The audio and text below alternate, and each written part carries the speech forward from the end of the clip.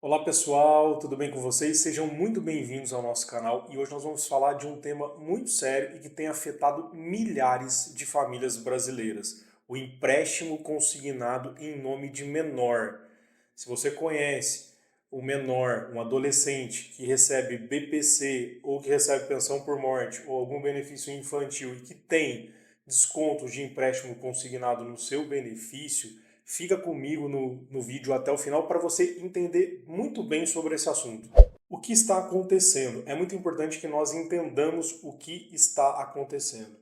E é o seguinte, pessoal, nos últimos meses veio à tona que ninguém imaginava. Milhares de empréstimos consignados em nome de menor, feitos de maneira irregular. E quando a gente fala de maneira irregular, nem sempre são empréstimos não reconhecidos, empréstimos que sequer o menor conhecia, ou melhor dizendo, o seu representante legal. Às vezes ele fez de fato o empréstimo.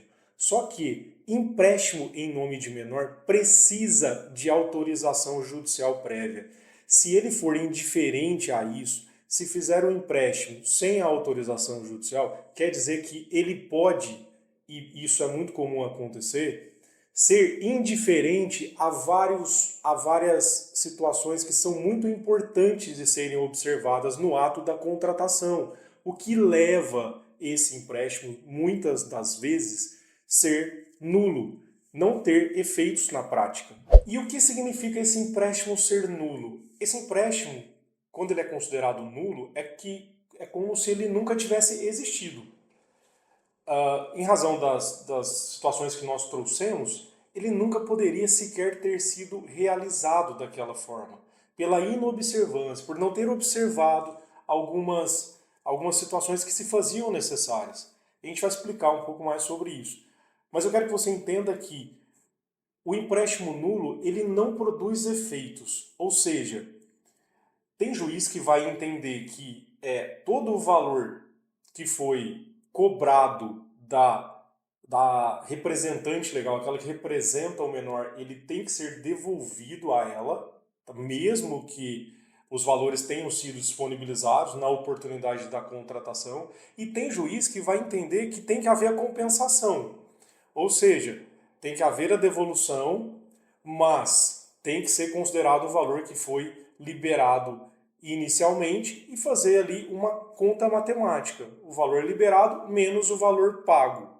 E, eventualmente, manter a cobrança de um remanescente. E tem juiz, pessoal, que além de entender que há a necessidade da devolução, essa devolução tem que se dar em dobro, porque ela não poderia ter sido cobrada. Aí, ela sendo considerada em dobro, obviamente vai potencializar essa restituição àquela que fez o pagamento e pode ser que seja desconsiderado o valor que ela recebeu inicialmente ou pode ser considerado o valor que ela recebeu inicialmente e fazer essa conta matemática. Porém, muitos juízes entendem que os valores restituídos, que devem ser restituídos pelo banco a representante do menor, deve ser multiplicado por 2, o que facilita aí esse ajuste financeiro. Eu acho que a grande confusão que as pessoas fazem nesse tema é o seguinte: ah, mas a mãe não contratou, a mãe não sabia, o dinheiro não foi disponibilizado em favor dela, do menor, enfim. Sim, pessoal, ela contratou e o dinheiro, via de regra, ele foi sim disponibilizado. Porém, aqui a gente não está falando de um empréstimo fraudulento, um empréstimo não reconhecido. A gente está falando de um empréstimo que não observou as regras para que ele fosse devidamente contratado. E quando ele não observa, ele pode ser nulo, ele pode ser desconsiderado. Pode haver aqui digamos, como a gente chama de desfazimento do negócio. Em que sentido? O banco tem a responsabilidade e não a requerente de saber o que precisa ser feito para revestir o negócio de validade.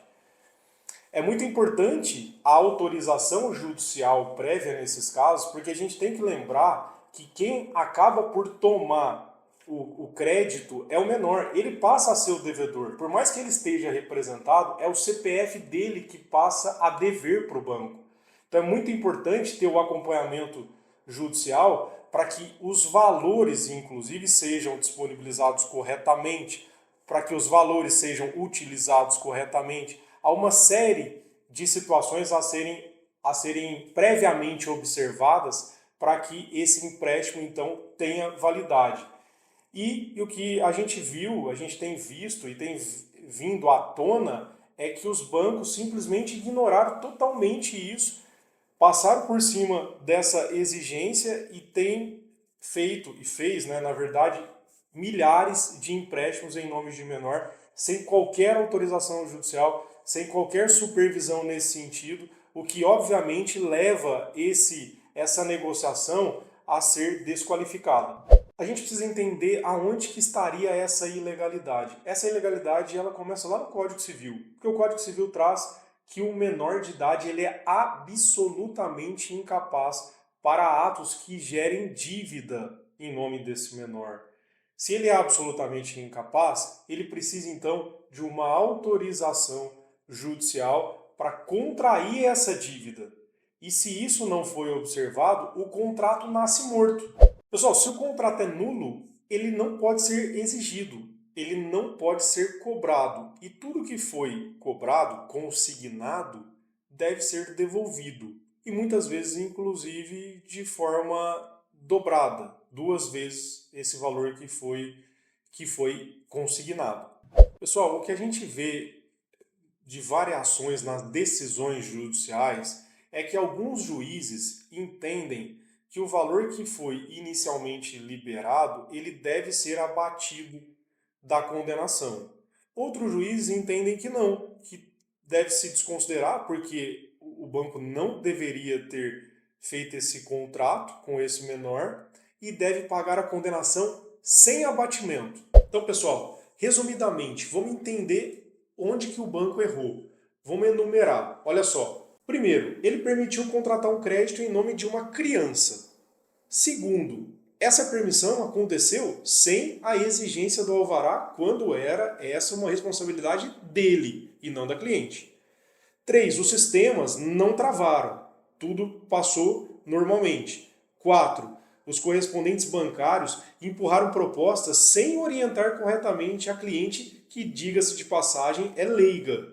E 5, por fim, o INSS chancelou, permitindo o desconto das parcelas ilegais no benefício do menor. E pessoal, a gente pode estar diante de 2 tipos de contrato. Aquele contrato que ainda está ativo, ou seja, há parcelas remanescentes, vincendas, ainda a vencer, e nós podemos estar diante de um contrato liquidado.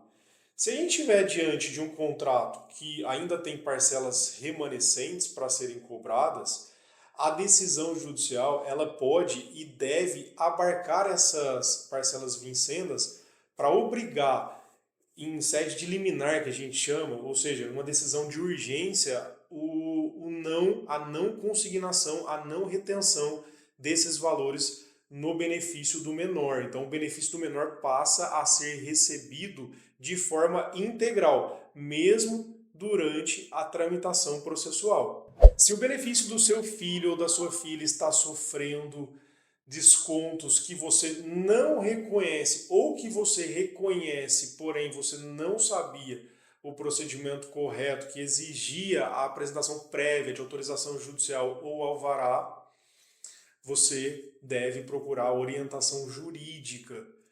E também não hesite em deixar suas dúvidas aqui nos comentários, que será um prazer para nós ajudá-los com os devidos esclarecimentos. Pessoal, uma ótima semana e espero você no próximo vídeo.